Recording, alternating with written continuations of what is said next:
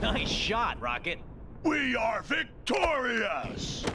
Okay, yeah, thanks.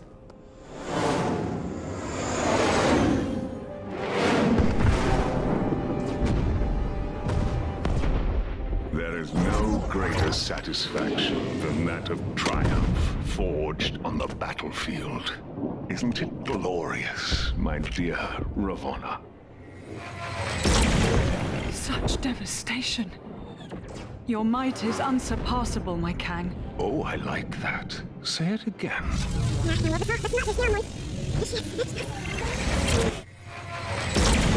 Such devastation. Your might is unsurpassable, my Kang. Just as pleasing a second time. The new arrivals fight with spirit. Insignificant ants. They pose no threat. But still, let us pit them against a more formidable challenge.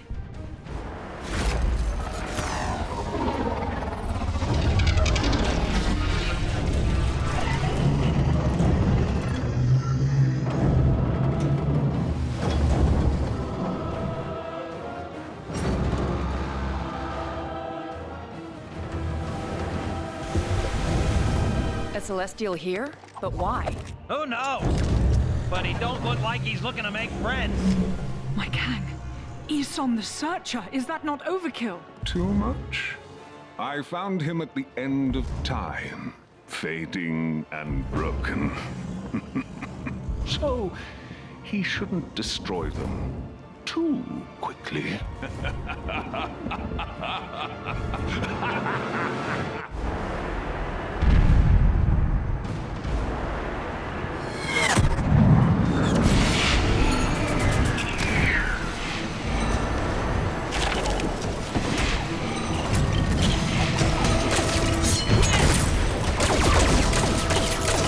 Lego Marvel Avengers 2 walkthrough, part 2 for the first level. No Eson or Eson of mine, I don't really know how to say that word, but here is the first real boss fight we're going to be doing, and this is against a Celestial. So we've seen this guy, I think, in a few of the Marvel movies.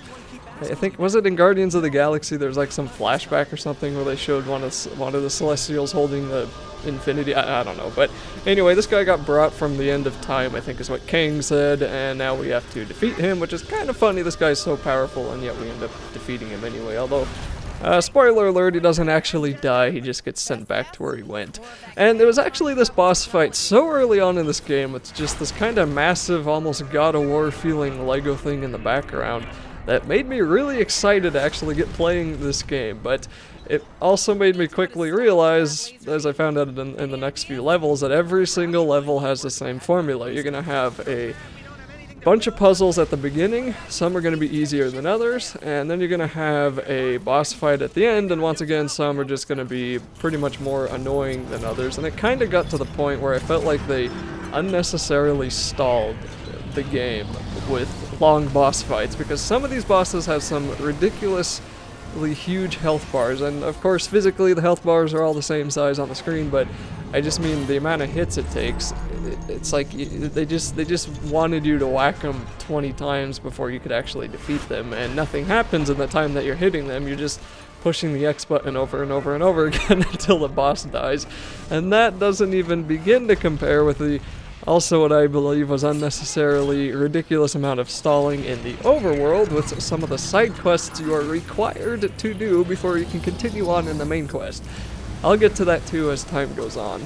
But I also want to mention that I'm going to be speeding up a whole lot of the side quests that I'm doing in the main world. So that stuff, if I remember, I'll disable the audio so it doesn't have the funny mouse squeaking, but if I don't remember, the beginning of some of my videos are going to have some really funny mouse squeaking, so we'll see how that goes. But I'll be speeding that up just to go through it, because as I've done in LEGO games for a really long time now, there's a big trail of ghost studs that you follow that takes you to your next location, and then the mini quests are usually, or the side quests are usually pretty self-explanatory too.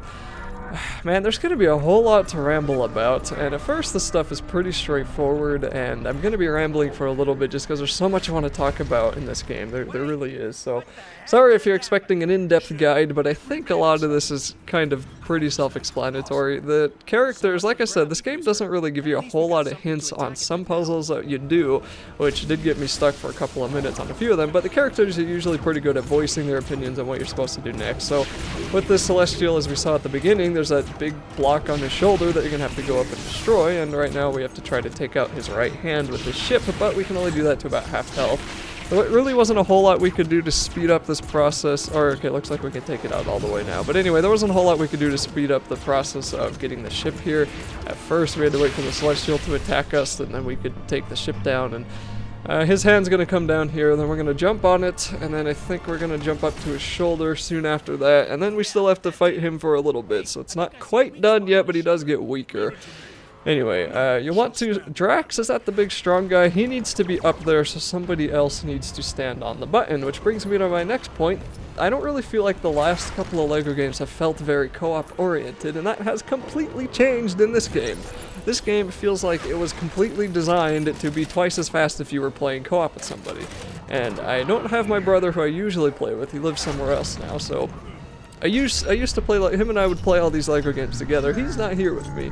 This would have probably lasted a heck of a lot shorter if we both had played along at the same time, just because there's a ton of places where the split screen would make, it would just speed up the levels dramatically. So at least doing this game solo definitely is probably going to take you 6, 7, 8, 9 hours, as it did for me anyway. But co-op, I could imagine it being closer to 4 or 5, which is about in line with the other LEGO games. Oh man, the overworld I'm just gonna have to go ramble about in one of the next videos, but the overworld's crazy because it's almost as if it's to the point where I wonder if they remember who they're making these games for. And I know that big open world, go wherever you want, do a ton of side quests, I know that's the fancy new thing. I know Ubisoft has kind of ruined the open world name with the million clones of games that they've made of Assassin's Creed, from like Far Cry is a clone of Assassin's Creed, and even Mad Max, not made by Ubisoft, was a clone of Assassin's Creed, and then that game, that Horizon Zero Dawn, kind of felt like a clone of Assassin's Creed, you know? Climb a tower, get a bunch of points on the map, go complete those points, do that for 20 more towers, and then that's the game. And they kind of actually do that in this LEGO game. There's 18 map points in the overworld that you can activate.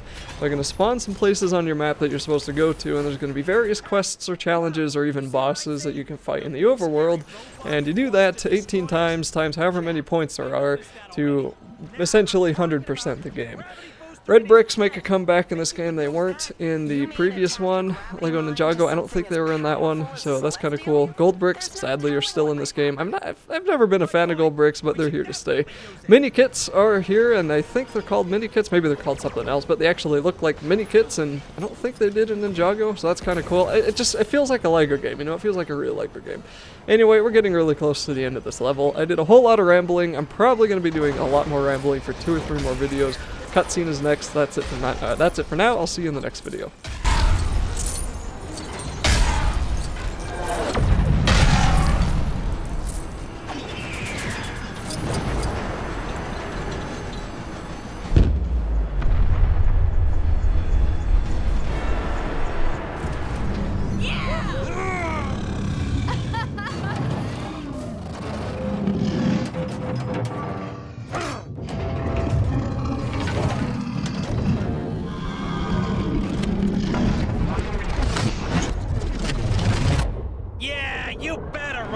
We are victorious! Again! Thank you. You've bought us enough time for our evacuation ships to clear Kang's forces. Hey, no problem. The bigger they are, the more they hurt you. Hey, Quell, ask them what our reward is.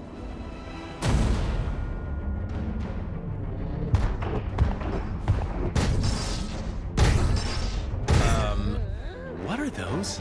Our cue to leave. Come on! I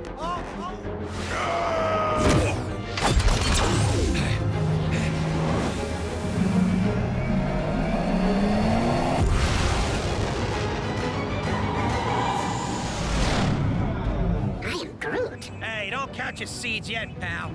That giant sword is still out there.